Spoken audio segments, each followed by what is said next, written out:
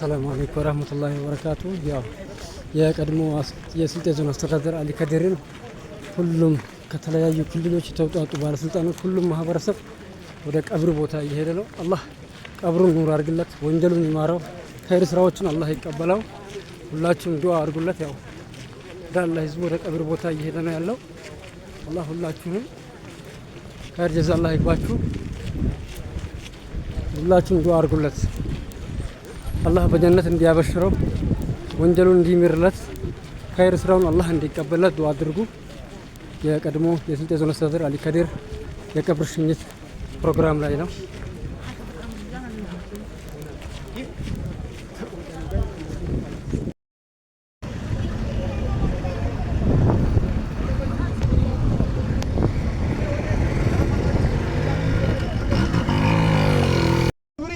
ነቢያቶች ፍጡር የተባለ ነገር ሁሉ ከአንድ አላህ ሱብሓነሁ ወተዓላ በስተቀር ሁሉም ሟች ነው።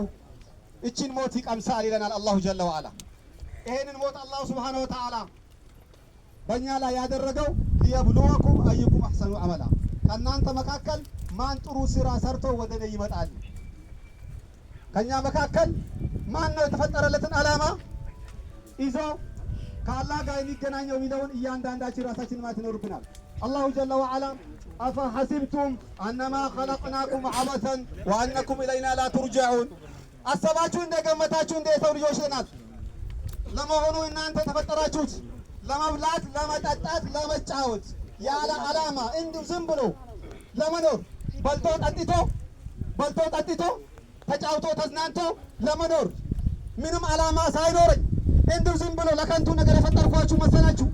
ወደኛ የማትመለሱ መሰላችሁ ይላል አላሁ ጀለ ወዐላ። ወአነኩም ኢለይና ላ ቱርጀዑን፣ ወደ እኔ የማትመለሱ መሰላችሁ? እንዲሁ በልታችሁ ጠጥታችሁ ለብሳችሁ ተደስታችሁ ዱንያን በቃ በዚህ መልክ ኖሮ ለመሸጋገር ምንም ዓላማ ሳይኖር እንዲህ የተፈጠራችሁ መሰላችሁ? ፈተዓላ አላሁል መሊኩል ሐቅ። አላሁ ሱብሓነሁ ወተዓላ ከእንዲህ አይነት ከንቱ ከሆነ ያለ ዓላማ ከመፍጠር ምንም ዓላማ ሳይኖር እንዲሁ ቁም ነገር ሳይኖር ዝም ብሎ የሰው ልጅ በዚች ምድር ላይ አስገኝቶ እንዲሁ ለመሸኘት ለመተካካት ለከንቱ ነገር ከመፍጠር የጠራ የሆን ጌታ ይላል አላሁ ጀለ ወዐላ። እሺ ጀናዛ መጥቷል፣ እዛ ጋር ያልሰገዱ ሰዎች አለን እያሉ ነው። ያልሰገዱ ሰዎች አለን እያሉ ነው። አንዴ እዛ ጋር ሜዳው ጋር እዛ ጋር ይስገዱና መልሰን በዚህ በኩል እናመጣለን። ያልሰገዳችሁ ሰዎች ያልሰገዳችሁ ስገዱበት፣ ሁላችሁ ስገዱበት። ሰጋጅ ነው፣ ስገዱበት። ሁላችሁ ያልሰገዳችሁ ሰጋጅ ነው፣ ስገዱበት፣ ስገዱ። አላህ ሱብሓነሁ ወተዓላ የሰው ልጅ አክብሮት እንደ እንስሳ አውሬ እንዲበላው እንዲጠላ አደረገው አላህ ሱብሓነሁ ወተዓላ። ወለቀድ ከረምና በኒ አደም፣ በእርግጥ የሰው ልጅ አከበርነዋል፣ አሰለቅነዋል። የሰው ልጅ የተከበረ ነው። የትኛውም የሰው ልጅ የተከበረ ነው። የሰው ልጅ አክብረ ነው። ثم أماته فأقبره። አላህ ሱብሓነሁ ወተዓላ ከሞተ በኋላ የሰው ልጅ እንዲቀበር አደረገው። አላህ ሱብሓነሁ ወተዓላ እንዲቀበር አደረገው። አላህ ሱብሓነሁ ወተዓላ ሚንሃ ኸለቅናኩም ወፊሃ ኑዒዱኩም ይላል። ከአፈሩ ፈጠርናችሁ ወደ አፈሩ እንመልሳችኋለን። የቂያማ ቀን ዕለተ ትንሣኤን የምትቀሰቀሱት ከአፈር ነው።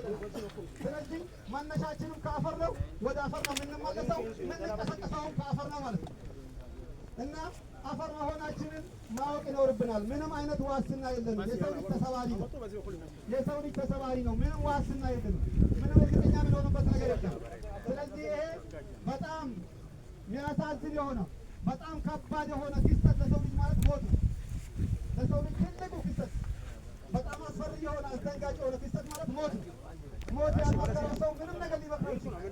ስለዚህ ለአኼራችን መልካም ነገር መስራት፣ ጥሩ መናገር፣ በፍቅር ማገልገል፣ ጉቦን መራቅ፣ ሙስና መራቅ፣ ማጭበርበርን መራቅ፣ ስርቆትን መራቅ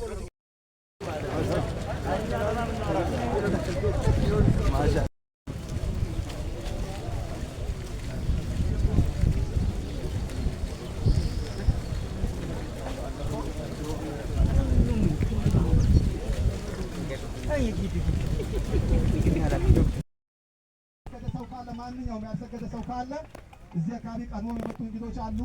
መስጂዱም ያልበቃው ስለሆነ